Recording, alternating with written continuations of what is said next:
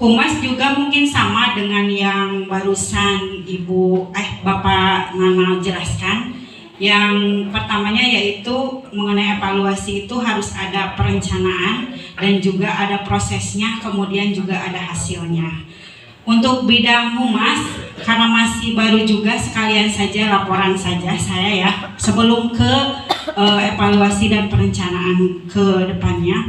Izinkan saya di sini melaporkan berkaitan dengan PPDB, dengan siswa SPMB, penerimaan siswa baru yang akan masuk dari calon kelas 7 yang baru.